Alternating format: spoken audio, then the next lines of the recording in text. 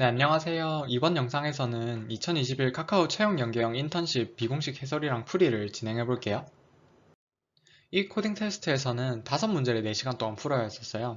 그리고 문제는 난이도 순으로 배치가 되어 있었고 모든 테스트 케이스를 통과해야 정답으로 인정되는데 이때 정확성과 효율성이라고 해가지고 부분 점수를 부여하는 그런 로직이 있어서 이 부분은 예외가 있어요. 그리고 풀 피드백 환경이란 게 뭔 소리냐면 내가 코드를 제출하면 그 결과를 그러니까 각 테스트 케이스에 대해서 맞았다 틀렸다를 확인을 할 수가 있어요. 이게 당연한 게 아닌가 싶겠지만 코딩 테스트 중에 은근히 이렇게 피드백을 주지 않는 코딩 테스트들도 있거든요. 그래서 그런 거에 비하면 조금 더 사용자 친화적이었다라고 볼 수가 있겠고, 그리고 문제별 점수와 커트라인이 비공개이긴 한데 뭐 사람들의 얘기를 들어봤을 때 대충 3문제 내외인 것 같아요. 그래서 뭐 1, 2, 3번을 맞추거나 1번, 2번 맞추고 3번과 5번 부분 점수를 얻거나 뭐 다양한 조합이 가능하겠죠. 그리고 뭐 다양한 언어들을 지원하지만 저는 이 영상에서는 CPP, 자바, 파이썬 3개 언어를 3개 언어에 대한 코드를 기술했습니다. 그래서 이 5문제를 제가 분류와 이 솔브드 AC 티어를 대충 매겨봤는데 이 예상 난이도는 물론 좀 사람마다 생각하는 바가 다를 수 있으니 그냥 참고만 해주시고, 그래서 뭐 분류를 보면 좀 굉장히 다양하죠. 그리고 5번 문제를 보면 시험장 나누기 문제를 보면 아예 트리, 그리디, 파라메트릭 서치 이렇게 거의 뭐 종합 선물 세트 느낌으로 다 들어가 있는 것을 확인할 수가 있어요. 그래서 나중에 총 정리 때도 설명을 하겠지만 좀 이번 코딩 테스트의 경우에 상당히 어려웠다라고 볼 수가 있겠습니다. 그러면 맨 처음 문제부터 가볼게요. 이 숫자 문자열과 영단어 문제는 사실 뭐 크게 설명을 할 게 있나 싶긴 해요. 거의 몸풀기용 구현 문제 느낌이었고 직접 if문 이렇게 막 그러니까 영단어 글자 하나하나 이렇게 따져가면서 코드를 짜도 되긴 하지만 그것보다는 그냥 각 언어에서 제공하는 replace 함수를 사용할 경우에 코드를 좀 더 깔끔하게 효율적으로 짤 수 있다는 뭐 그런 상황이 나와요. 직접 if문 가지고 짜는 것도 뭐 좋은 구현 연습 문제라고 생각을 할 수도 있을 것 같아요.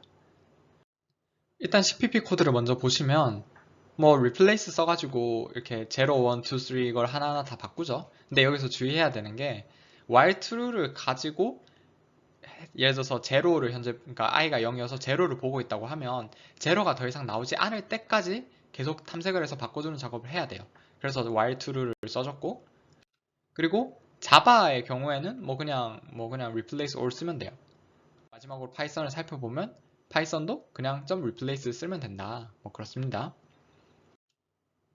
두 번째 문제는 거리두기 확인하기 문제인데 이 문제를 저는 맨 처음에는 그냥 이렇게 좀 깡 구현 느낌으로 풀었어요.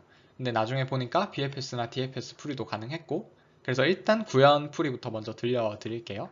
이거는 단순 케이스 분류로 문제를 풀어가는 풀이에요. 일단 거리가 2 이하인 두 지점의 배치가 어떻게 가능한가 살펴보면 이렇게 세 종류밖에 없잖아요. 뭐 거리가 2면 되게 작으니까. 그래서 아무튼 이 세 가지 경우에 대해 살펴보면 첫 번째 케이스는 이런 케이스가 나오면 그냥 바로 거리두기가 위배된 거예요. 두 번째 케이스의 경우에는 이렇게 대각선으로 앉아 있는 경우에는 물음표 두 지점을 확인해서 저 두 지점이 모두 파티션인지를 확인을 하면 돼요.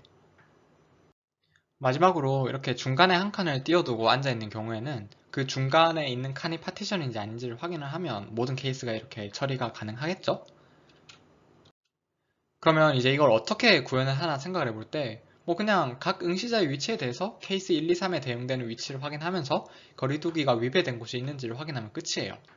근데 이거를 뭐 이제 구현을 실제 코드를 짤 때 뭐 어떻게 짜도 상관은 없어요. 뭐 직접 이렇게 뭐 한 if, else 한 8개 쓰면서 이렇게 막 짜도 상관은 없다만 BFS나 DFS에서 사용되는 방향 벡터를 이용하면 구현이 조금 더 깔끔해지거든요. 이거는 제 코드를 보면서 한번 얘기를 다시 해볼게요. 일단 CPP 코드부터 한번 살펴보면 보면 이 dx1, dy1이 상하좌우를 처리하는 방향 벡터고 dx2, dy2가 대각선을 처리하는 방향 벡터예요. 그래서 뭐 21에서 25번째가 케이스 1이고 27에서 34가 케이스 2고 뭐 37에서 그 뒤가 케이스 3이고 이런 식으로 각 케이스를 나눠서 처리를 하면 끝이에요. 그리고 자바에서도 뭐 마찬가지로 설명을 생략할게요. 파이썬도 마찬가지. 이렇게 구현을 해서 케이스를 나눠서 잘 풀 수가 있고, 그 외에도 뭐 직접 구현을 하지는 않았지만 각 응시자의 위치에 대해서 그걸 시작점으로 두고 BFS 혹은 DFS 돌려서 거리가 2 이내인 지점에 다른 응시자가 있는지를 확인하는 풀이도 가능해요. 이렇게 푼 사람도 종종 있더라고요. 그래서 뭐 둘 중 어느 걸로 풀어도 그게 상관이 없다 라고 생각하고 뭐 아무튼 이 문제는 이제 넘어가겠습니다. 이제 3번부터가 조금 좀 느낌이 있어요. 그러니까 난이도가 조금 올라가거든요. 그래서 이게 과연 이런 걸 어떻게 해야 되냐 했을 때 이제 뭐 제 강의를 통해서 연결 리스트를 익히신 분이라면 문제를 읽었을 때 아 이거 연결 리스트가 쓰이는 문제겠구나 하는 걸 유추가 가능해요.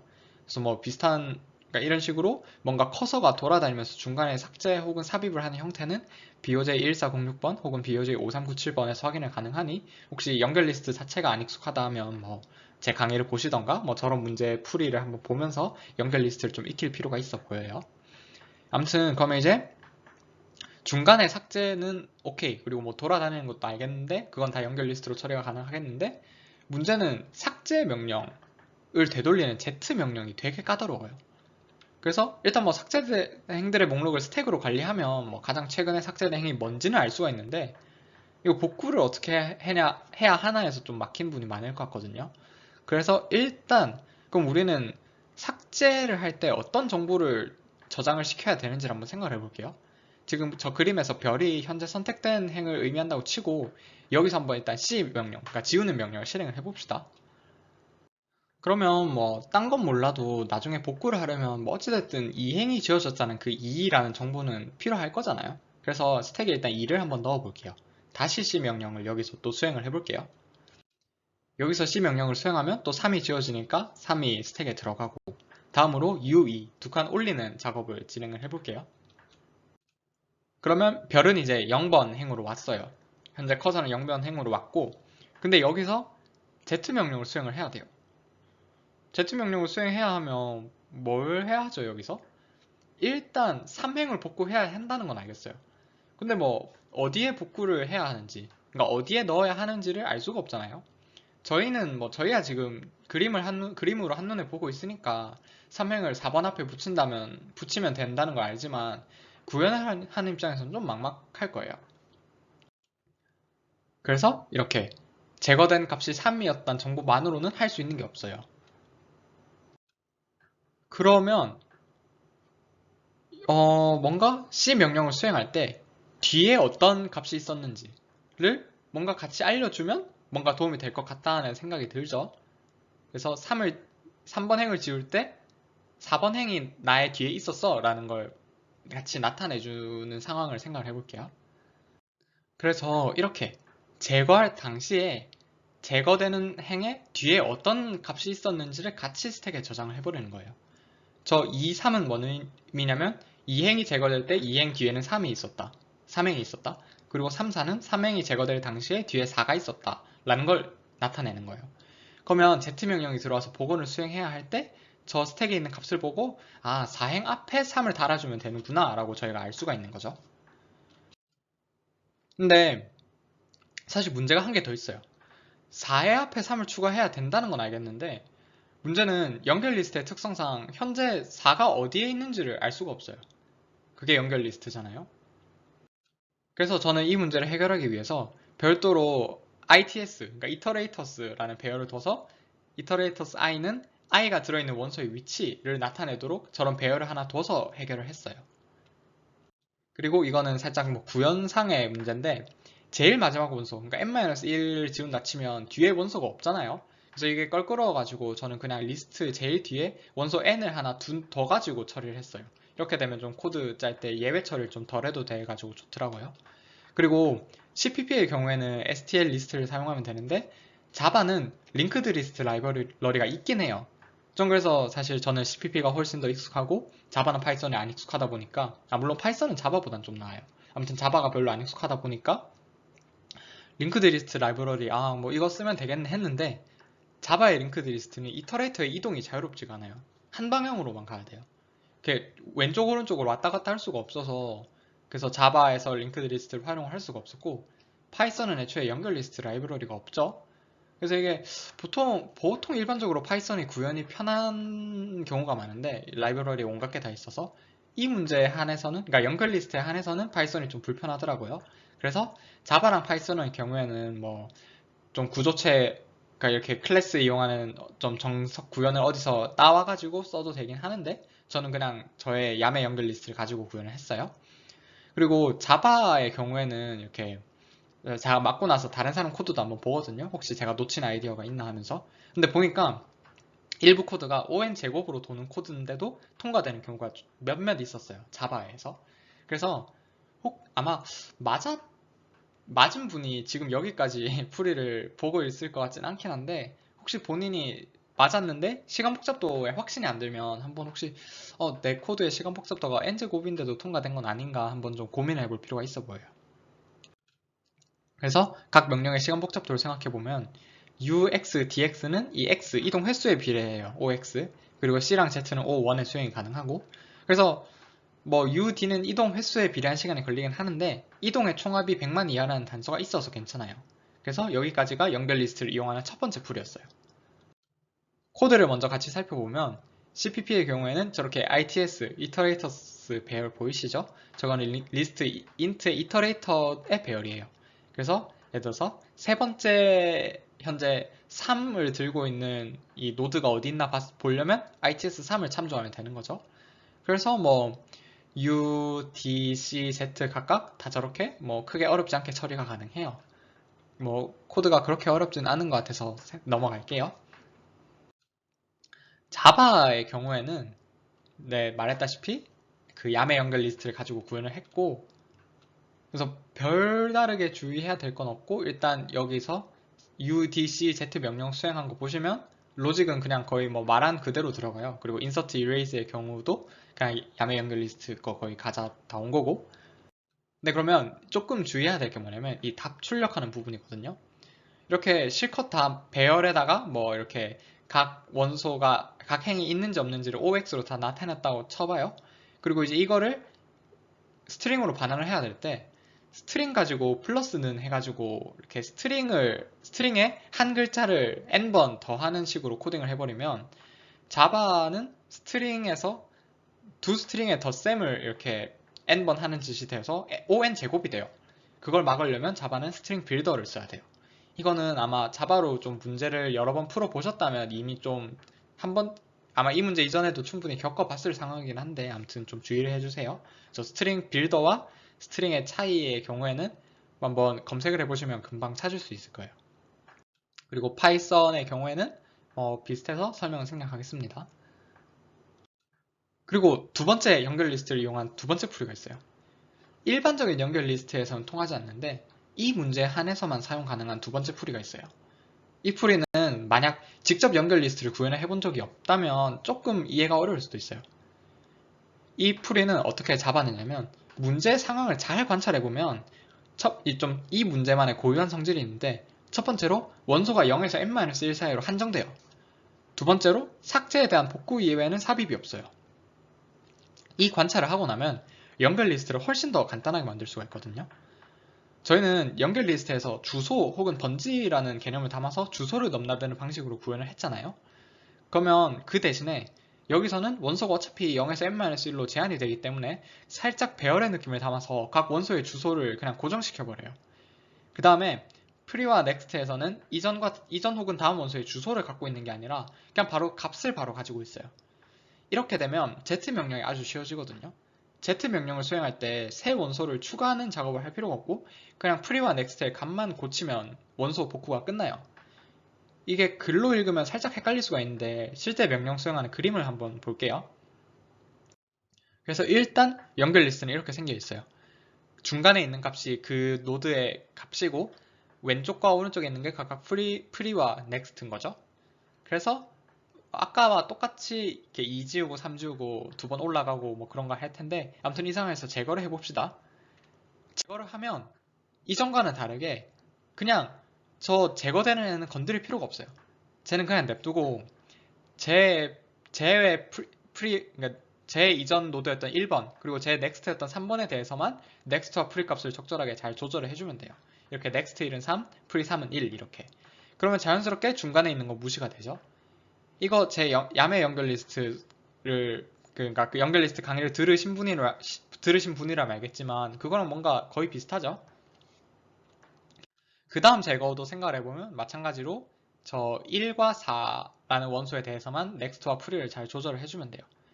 그리고 U야 뭐 그냥 이렇게 크게 어렵지 않게 구현이 가능할 거고, 이제 사실상 핵심이라고 할 수 있는 Z 명령을 어떻게 수행할지를 살펴볼게요. 우선 스택을 보면 3번행을 돌려야 한다는 건 바로 알 수가 있어요. 그리고 3번행에 적혀있던 프리 1, 넥스트 4의 경우에는 삭제 당시의 값이잖아요. 뭐 그 뒤로는 변경된 적이 없으니까. 그래서 저거는 그냥 냅두면 돼요.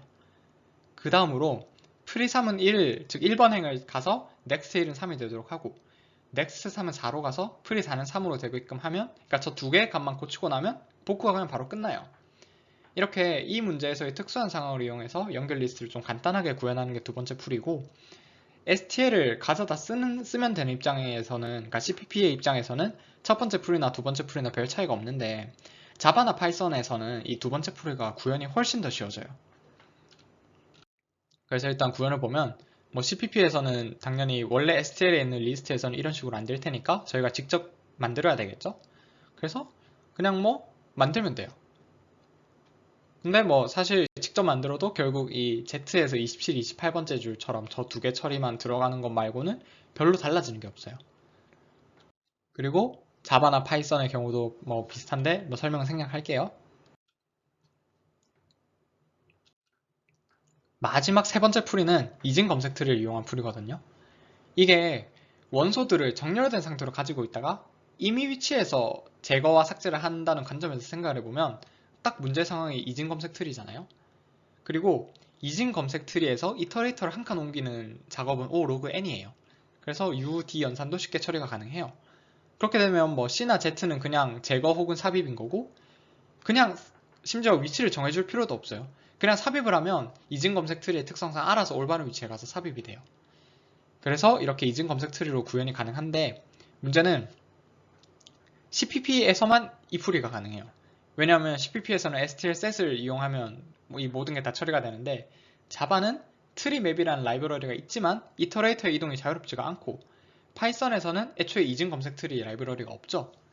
그러면 굳이 자바나 파이썬에서 이렇게 풀려고 한다면 뭐 직접 이진 검색 트리를 구현해야 되는데, 그건 좀 말이 안 되죠. 왜냐면 이진 검색 트리를 배우시면 알겠지만 셀프 밸런싱이라 해가지고 이렇게 편향된 값이 들어올 때 트리가 불균형이 생겨 버리면 시간 복잡도가 ON으로 가버리잖아요. 그럼 이제 그걸 막으려면 셀프 밸런싱을 해줘야 되는데, 그거까지 감안해서 코드를 짤 바에요 그냥 연결 리스트로 풀고 말죠. 그래서 이 풀이는 사실 CPP에서만 쉽게 코딩이 가능한 풀이에요. 그래서 뭐 각 명령의 시간 복잡도는 연결 리스트에서에 비해 다 로그 n이 붙는다고 생각을 하면 돼요. 그래서 이게 얘네들의 시간 제한을 보면 되게 애매하게 나와 있거든요. 자기네들이 만들어 놓은 그 풀이에 곱하기 뭐 일정 배, 일정 정수배인가? 뭐 이렇게 표현이 돼 있는데, 그래서 조금 마음에 안 들긴 해요. 왜냐면 이게 뭐 2초, 1초 이렇게 주면 우리가 보고 판단이 가능한데, 그렇게 설명을 써버리면 애매하잖아요. 이걸 셋으로 풀어서 통과가 되나 안 되나 이게. 그래서 좀 애매하긴 한데 전 그래도 뭐 한번 확인해보자 해서 짜봤는데, 물론 연결 리스트에 비해서 느리긴 하지만 통과되는데 문제가 없더라. 뭐 그렇습니다. 그래서 뭐 이거는 애초에 이렇게 모든 시간이 로그 n이 다 붙다 보니까 연결 리스트에 비해서 좋은 풀이라고는 할 수가 없어요. 그래서 좋은 방법은 아니지만 이진 검색 트리에서도 이터레이터를 옮길 수 있구나 하는 정도는 그냥 뭐 한번 이해하고 가시면 또 언젠가 써먹을 수도 있으니까 좋을 것 같아요. 그래서 이 set을 이용한 풀이, 그러니까 바이너리 서치 트리를 이용한 풀이는 CPP에서만 보여드리면 코드가 좀 뭔가 훨씬 더 쉬운 듯한 느낌이죠. 막 중간에 그러니까 막 중간에 막 값을 어떻게 막 프리넥스트 가지고 장난칠 필요도 없고 그냥 딱딱 넣어버리면 끝나요. 이렇게 3번 문제까지 풀이가 되었습니다. 그리고 세그먼트 트리 기법을 쓴 풀이도 가능해요. 심지어 이거는 그쪽 카카오 쪽에서의 정식 풀이 설명 그 글에서도, 블로그 글에서도 나와 있었잖아요. 그러니까 코드를 준 건 물론 그쪽은 애초에 코드를 안 올리지만 간단하게 언급이 되어 있었죠. 그래서 세그먼트 트리를 이용하면 시간 복잡도가 저런 식으로 UD는 로그 n의 제곱, CZ는 로그 n이 돼요.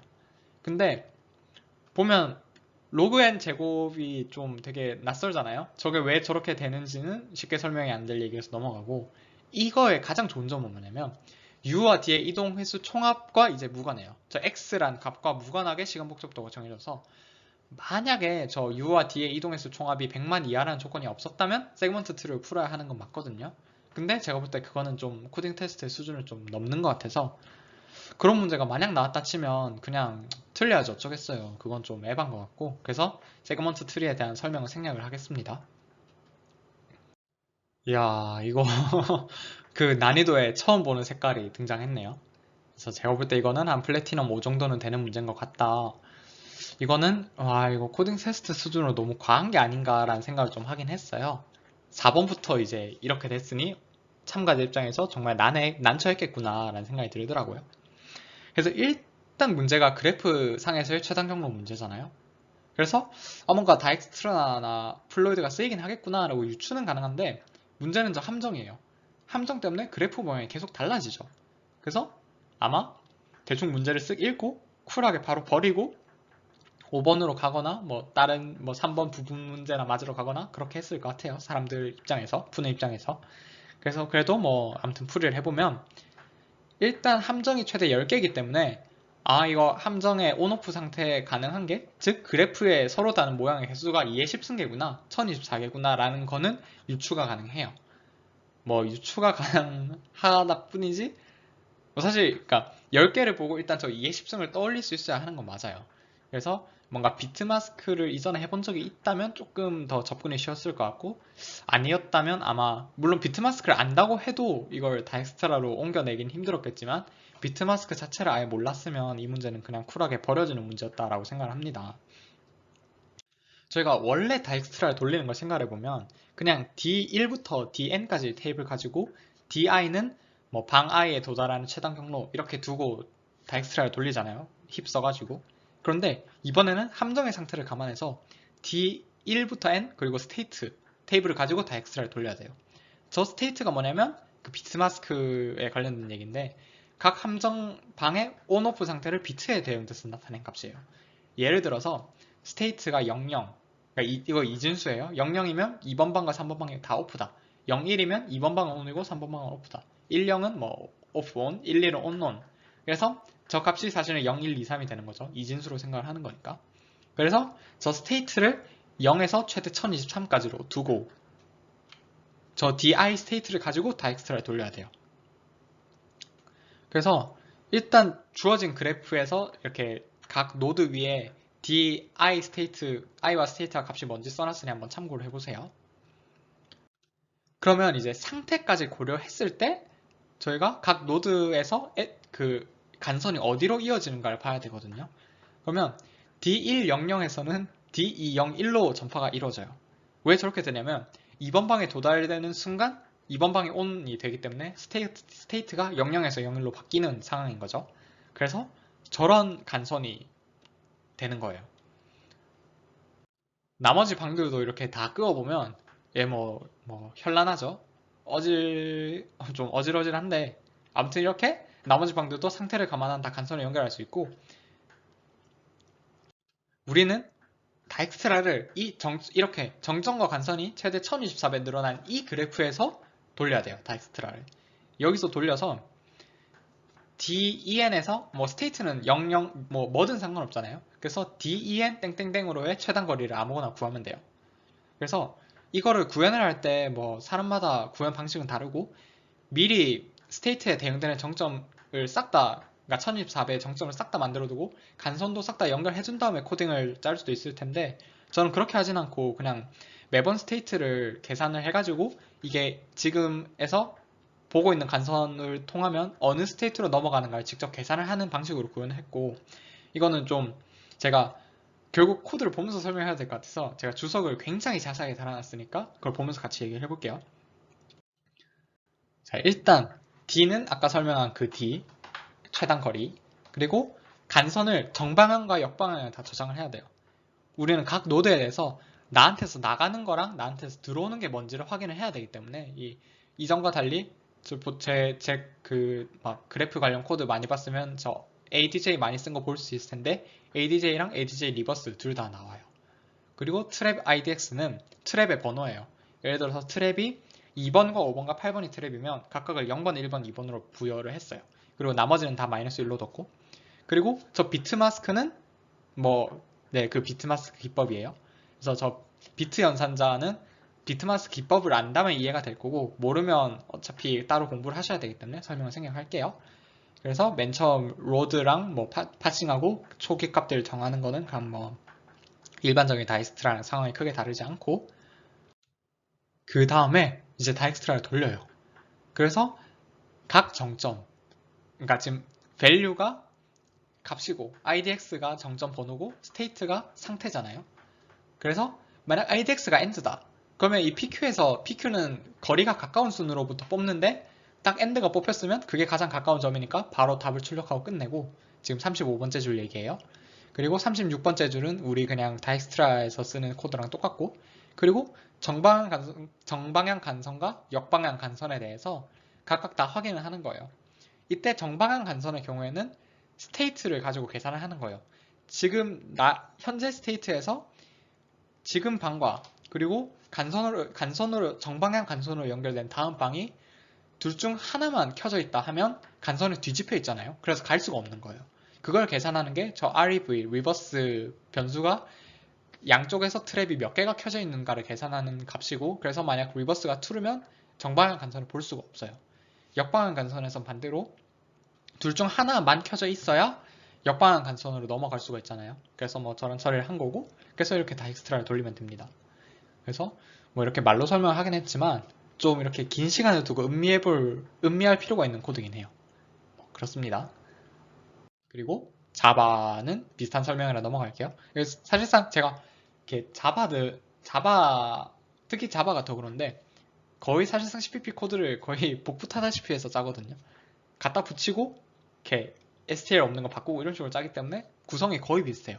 그래서 설명이 필요하신 분은 CPP 때 설명 그대로 기억하셔서 보시면 되고, 다만 이제 자바에서는 클래스 튜플 저런 거 따로 만들어줘야 된다는 게 좀 귀찮은 점이긴 하죠. 그래도 아무튼 차분하게 짜면 됩니다.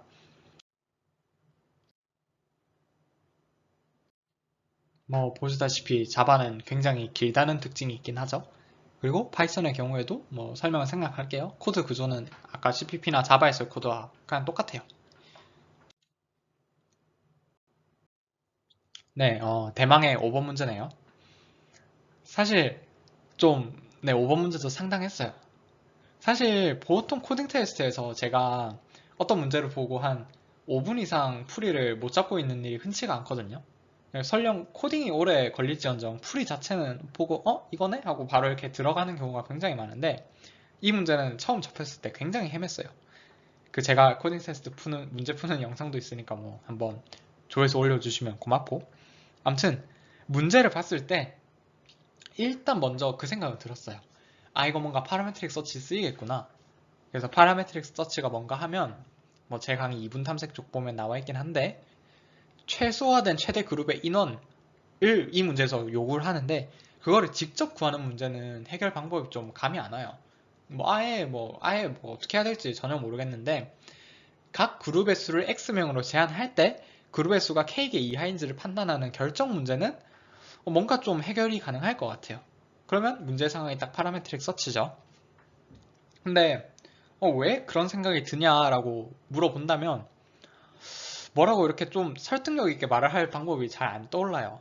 이건 그냥 파라메트릭 서치 문제를 많이 풀다 보니까 얻게 된 능력이라고 이해를 해주세요. 아무튼 우리는 이렇게 결정 문제를 해결하기 위해서 주어진 트리에서 각 그룹의 수가 X명으로 제한되어 있을 때 필요한 그룹의 수가 몇 개인지를 계산을 할 수가 있어야 해요. 각 그룹의 수를 X명으로 제한할 때 필요한 그룹의 수를 계산하면 되겠다까지는 제가 생각을 도달을 했었는데, 처음 풀 당시에 여기서부터 좀 되게 헤맸었거든요. 그래서 이렇게 루트를 기준으로 어떻게 잘 잘라야 되나? 근데 그러면 이중 트리가 다 쪼개지고 완전 개판이 나길래 어떻게 해야 되지 하고 되게 애를 먹다가 불현듯 이제 반대로 밑에서부터 올라가니까 그리디스러운 풀이가 딱 나오더라고요. 그래서 저희는 리프에서부터 올라가면서 그룹의 정원이 차지 않을 때까지 최대한 그룹의 생성을 미루고 위로 올려보내요. 그래서 x는 33, 즉 그룹의 맥스가 33명일 때 어떻게 계산이 되는지를 한번 살펴볼게요. 일단 올려보낸다라는 게 좀 뭔 소린가 싶긴 할 텐데 뭐 한번 보면 이해가 될 것 같아요. 먼저 크기가 8인 노드를 보면 뭐 아직 33에 한참 못 미치니까 다 위로 올려요. 그 다음으로 12도 마찬가지로 다 올리게 되겠죠. 이제 여기서가 좀 중요해요. 20을 보시면 20의 입장에서는 다 한 그룹에 묶어서 위로 올리고 싶죠. 그래야 그룹의 수가 작아지는 데 도움이 될 테니까요. 근데 문제는 20 더하기 8 더하기 12는 이미 x를 넘어섰어요. 그래서 다 올려보낼 수가 없는데 그나마 다행인 거는 하나까지는 감당이 가능해요. 그러니까 8만 가져가도 되고 혹은 12만 가져가도 돼요. 여기까지는 괜찮아서 그러면 8을 가지고 올라가도 되고 12를 가지고 올라가도 되는데 둘 중 뭘 가져가는 게 좋을까요? 이거는 뭐 당연하다면 당연하지만 작은 걸 가져가는 게 그룹의 수를 줄이는 데 도움이 되겠죠. 왜냐하면 그래야 뒤에서 또 뭔가 맥스에 덜 미쳐서 뭔가 좋은 영향을 줄 테니까. 그래서 둘 중 작은 8을 가지고 올라가고 12는 여기서 혼자 그룹을 만들어서 빠지게 해요. 지금 보면 20에서 12 간의 저 간선이 이제 끊겼죠. 저렇게. 그래서 위로 28을 올려 보내게 됩니다. 그 다음으로 30을 보면 30도 아직 정원에 못 미치니 30을 위로 올려요. 그러면 이제 7을 보면 7은 아까와는 다르게 28도 못 가져가고 30도 못 가져가요. 둘 다 가져갈 수가 없기 때문에 이제는 둘 다 끊어내고 위로 7을 올려요. 뭔가 뭐 충분히 납득이 가죠, 상황이. 그래서 이렇게 케이스를 나눠서 처리를 하면 되고 이제 뭐 그 다음 경우 오른쪽에 있는 뭐 1, 2, 4, 5, 6, 8은 뭐 계속 위로 쭉쭉 올리게 될 거라 저거 다 합쳐도 25밖에 안 되거든요. 그래서 생략하고 바로 루트로 가볼게요. 루트에서는 이제 7, 10, 25 합이 x보다 크기 때문에 셋 다 챙길 수는 없어요. 그러면 7을 가져가고 25를 끊어내는 게 좋겠죠. 그래서 이렇게 25를 끊어내면 이렇게 모든 연산이 끝이 났어요. 총 4번을 끊어냈기 때문에 그룹은 5개가 생성이 돼요. 그래서 그룹의 수를 33명으로 제한하면 그룹이 5개가 생기는구나 라고 알 수가 있습니다. 이렇게 리프에서부터 올라가면서 그룹의 정원이 차기 전까지 위로 값을 올리는 작업을 반복을 하면 되고 왼쪽과 오른쪽 자식으로부터 받는 값에 따라서 이 그림과 같은 처리를 해주면 돼요. 이를 DFS로 구현하면 코드가 좀 깔끔해지거든요. 저 사실 맨 처음에 짤 때는 막 Q에 이렇게 막 이 루트에서 막 이렇게 순회를 한번 한 다음에 이걸 트래버스 순서를 그러니까 위상정렬 순서를 뒤집어 가지고 막 어쩌지 막 되게 복잡하게 짰었는데 이제 다 풀고 나서 곰곰하게 생각해 보니까 이거 DFS로 짜면 코드가 훨씬 쉬워지겠구나 라고 느낌이 오더라고요. 그래서 아무튼 DFS로 짠 코드를 한번 볼게요. CPP에서는 뭘 그냥 이렇게 일단 저 DFS에서 보면 LVRV가 왼쪽 자식과 오른쪽 자식에서 넘어오는 인원수예요. 그래서 저거는 DFS로 재기적으로 가져오면 되겠죠? 그래서 케이스 1, 2, 3 나눠서 각각 처리해주면 끝. 뭐 이게 다예요. 그리고 자바도 뭐 사실상 C랑 걸 차이 없어서 넘어갈게요. 파이썬도 비슷한데 파이썬에서는 하나 주의해야 되는 게 트리가 일자로 생겨있다 쳐봐요. 그러면 재기는 최대 10,000번 들어가겠죠. 그런데 파이썬에서 기본적으로 재기는 맥스가 1000이에요. 그러니까 1000번 이상 들어가면 런타임 에러가 나거든요. 그래서 저 0102번째 줄에 있는 저 sys.set recursion limit 10의 6승 저거 해서 재기 뎁스 제한을 늘려줘야 해요. 그래서 이렇게 5문제의 풀이가 끝이 났습니다. 이제 총평을 해보면 1, 2번은 그럼 당연히 풀어내야 해요. 1, 2번도 못 풀면 아직 좀 프로그래밍 자체가 좀 안 익숙한 상황인 거고 3번까지는 풀만 했어요. 조금 어려웠지만 뭐 그래도 그렇게 막 어렵진 않았어요. 근데 4번, 5번은 굉장히 어려웠어요. 이게 어려운 느낌이 막 쓰이는 알고리즘도 그렇게 간단한 건 아니었지만 더 큰 문제가 여러 유형들을 다 섞어놨잖아요. 그렇게 되면 내가 설령 다이스트를 알고 비트마스크 알아도 이 문제에서 둘을 섞어서 풀어야 된다라는 걸 눈치를 채야 좀 힘든 구형과 더불어서 이렇게 해결이 가능하다는 점에서 4번, 5번은 굉장히 어려웠어요. 그래서 지금 각자 본인의 상황은 본인이 잘 알잖아요. 내가 만약 3번 문제도 조금 그러니까 이렇게 코딩 테스트 4시간 줬을 때 풀어낸다고 장담을 할 수는 없는 상황이라고 하면 현실적으로는 4번, 5번 같은 문제는 그냥 쿨하게 포기를 하고 대신 부분 점수만큼은 챙긴다는 마인드로 접근을 해야 돼요. 5번 같은 경우에는 뭐 제가 이 슬라이드에서 설명 안 했지만 그 홈페이지 블로그에 있는 풀이 보시면 부분 점수 얻는 풀이는 굉장히 간단하거든요. 그냥 전수조사 느낌의, 그러니까 그냥 시뮬레이션 혹은 전수조사 느낌의 풀이가 있었어요. 그렇게 해서 부분 점수만은 챙긴다는 마인드로 접근을 하셔야 돼요. 그래서 이거는 뭐 살짝 팁일 수도 있고 조언일 수도 있는데, 현재 본인의 레벨에서 너무 생소하고 너무 어려운 문제, 예를 들어서 아까 말한 대로 내가 3번 같은 문제도 코딩 테스트 그 4시간 내로 풀어낸다는 장담을 할 수가 없는 상황이라고 하면 4번, 5번 같은 어려운 문제를 새로 익히기 위해서 너무 시간을 버리는 것보다는 그냥 쿨하게 인정하고, 아, 나는 4번, 5번 같은 거는 쿨하게 대회 시간 중에 나는 여기까지 볼 역량은 안 된다라고 쿨하게 인정을 하고, 어차피 4번, 5번 못 풀어도 합격하잖아요. 그래서 너무 어려운 문제에 매달리지 말고 내가 아는 범위의 문제를 빠르고 정확하게 풀어내는 훈련이 더 도움이 될 거예요. 빠르고 정확하게라는 게 되게 중요한 건데, 설령 4번, 5번을 푸는 역량이 된다 하더라도, 그래서 1, 2, 3번은 뭐 꾸역꾸역 한 2시간, 3시간 걸려서 다 풀더라도 4번, 5번은 아마 풀기가 어려웠을 거예요.